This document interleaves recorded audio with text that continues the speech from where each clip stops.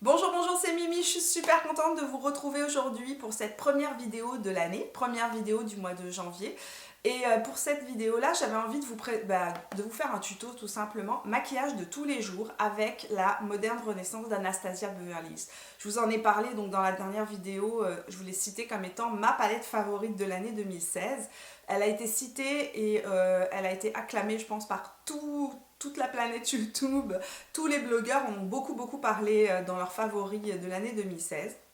C'est une palette avec laquelle on peut faire des looks super dramatiques, donc avec tout ce qui est les couleurs plus rouges, plus, oui, c'est des bordeaux, des rouges, très beaux grenats là. Très belle couleur pour le soir, mais aussi qui se porte super facilement la journée si vous allez plus avec les teintes ocre. Et aujourd'hui, c'est ce que je vais vous montrer parce que c'est la palette que j'aime vraiment utiliser quand je veux réchauffer mon teint, quand je veux m'avoir une bonne mine, un côté un petit peu plus glowy. Cette palette est parfaite pour ça parce que c'est des teintes chaudes et qui a un maquillage pour tous les types de couleurs d'yeux, facile à porter pour tous les jours. C'est parti! Comme tous les maquillages des yeux, je commence toujours par une base. Et ici, j'ai choisi la base de chez Urban Decay, la Primer Potion en couleur Eden, parce qu'elle neutralise les rougeurs. Je rajoute un peu de mon Paint Pot Painterly, vraiment juste pour vraiment bien unifier ma paupière.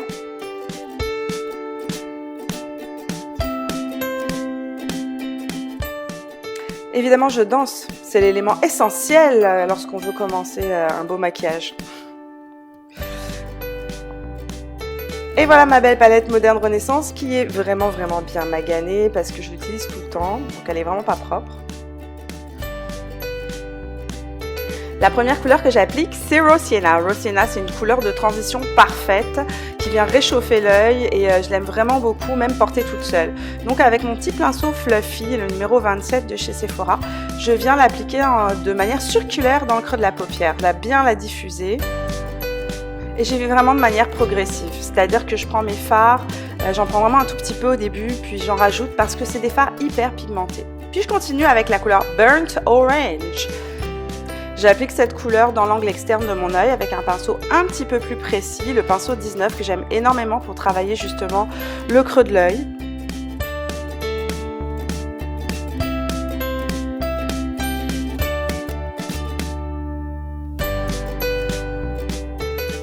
Puis avec un petit pinceau plat, ici c'est un pinceau de chez MAC, je prends Primavera qui est une belle couleur satinée dorée, très lumineuse, parfaite pour faire en highlighter aussi.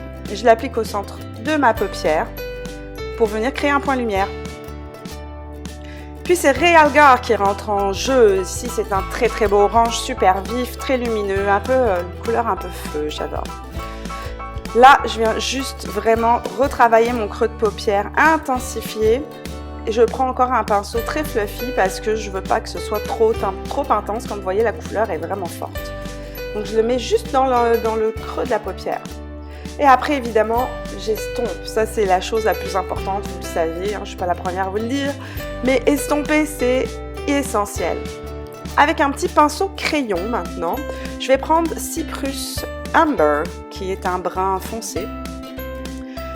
Et je vais venir tracer la ligne le long de mes cils en fait. Là je tire toujours ma paupière, je sais que ça fait bizarre, mais c'est pour éviter tout simplement d'avoir, vous savez, une petite trace de peau qui apparaît à la lisière des cils. Parce que quand on ne tire pas, on n'arrive pas vraiment à accéder vraiment à la lisière des cils. Et moi je veux que ce soit le plus proche possible de mes cils.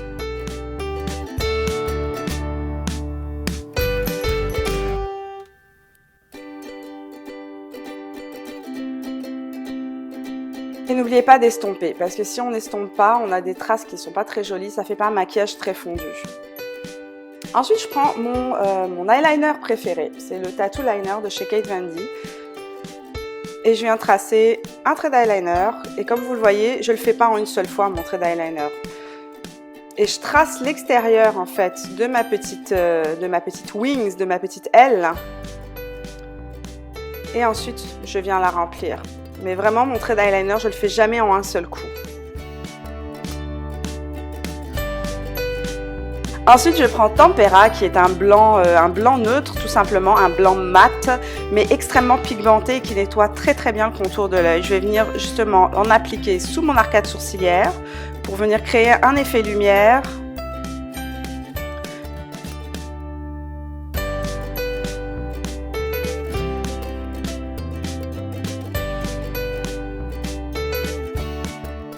Bon, j'estompe, j'estompe, j'estompe. On ne le dira jamais assez. Il faut estomper.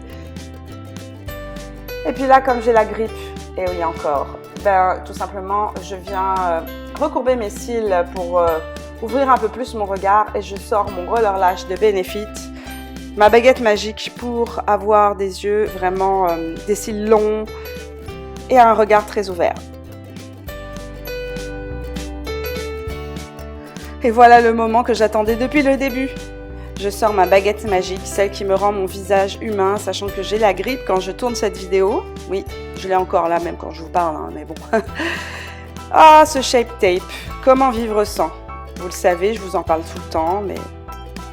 Vous savez, des fois, je le mets juste en fond de teint. Je mets quelques points sur mon visage et je l'applique avec ma Beauty Blender. Ça me fait un teint parfait, lumineux.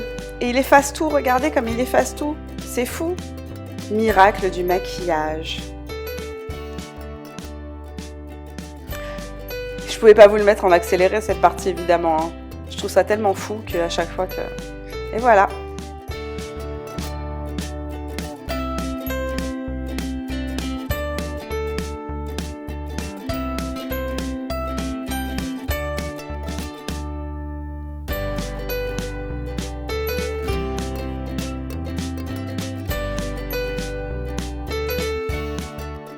Puis je repasse toujours un petit coup de Beauty Blender, hein, ça c'est obligatoire.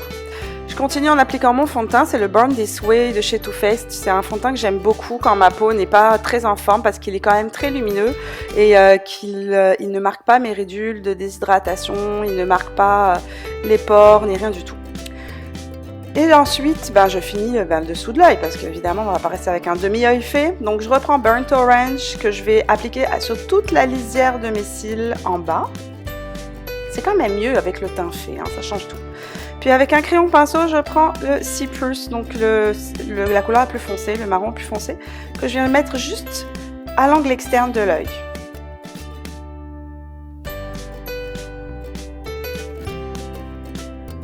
Tout ça pour donner de l'intensité au regard. Puis je vais me créer une joue avec la poudre bronzante Hoola, que j'applique pas vraiment en contouring, mais tout simplement en bronzer. Mais je commence toujours par l'appliquer en dessous de la pommette et je le remonte en éventail. Puis pour un effet plus naturel, je viens juste l'appliquer en 3 sur le visage, donc sur le front, la pommette et sous le menton. Et sous le menton, là, c'est un petit truc pour venir tout simplement estomper votre petit double menton. Puis je sors mon Warm Soul que j'adore, qui est un très très joli fard à joues qui va vraiment avec tout. C'est un fard à joues très neutre, mais qui tire légèrement vers le rose. Et je l'applique en virgule sur le dessus de ma joue pour un effet bonne mine. Ben oui, je vous ai dit, j'ai la grippe alors. Comme ma peau en fait un peu des siennes en ce moment, j'ai sorti ma Laura Mercier pour un effet vraiment très matifiant, mais je l'utilise que sur la zone T. Je ne poudre pas le reste de mon visage, j'en ai pas besoin.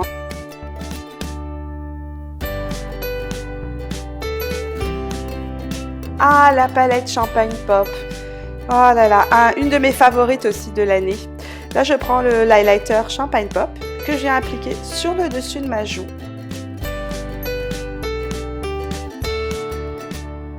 Je finis en appliquant mon rouge à lèvres de chez MAC Cosmetics qui est le Mineralized Rich en Poche Tone.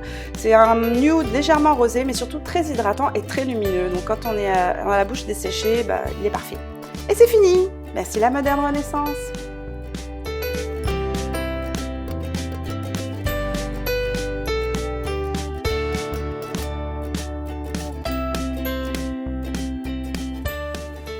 Ce tuto make-up de tous les jours. Comme vous avez vu, c'est vraiment pas un tuto compliqué. Avec cette palette là, vous pouvez vraiment facilement passer d'un maquillage de jour à un maquillage de soir. Il suffit d'aller prendre un peu dans les couleurs bordeaux, venir réchauffer l'arcade sourcilière, vous allez être tout de suite dans un maquillage beaucoup plus dramatique. Donc vous pouvez utiliser le look que j'ai fait et puis venir l'accentuer pour une soirée. Tout simplement, c'est une palette que j'adore, qui est super versatile, on peut tout faire avec. Donc voilà, j'espère que je vous aurai donné des nouvelles idées make-up avec cette palette Anastasia Beverly Hills Moderne Renaissance. J'aimerais dans les prochaines vidéos vous faire une vidéo tag nouvelle youtubeuse parce qu'il y a plusieurs personnes qui me l'ont demandé via les réseaux sociaux ou même en commentaire de vidéos. Donc oui, je vais vous le faire, mais j'ai trouvé des tags, mais je trouvais que les questions n'étaient pas toujours très pertinentes par rapport à moi. Donc, si vous avez des questions à me poser pour en savoir un peu plus sur qui je suis, laissez-moi vos questions dans les commentaires ou via Instagram ou via Snapchat. Donnez-moi, posez-moi vos questions et puis je vous y répondrai dans une prochaine vidéo, une vidéo tag. Voilà, je vous fais des bisous. Je vous souhaite une bonne fin de semaine, un bon début de semaine puisqu'on est dimanche. Je vous vois mercredi pour la prochaine vidéo et chaque mercredi et chaque dimanche à nouveau.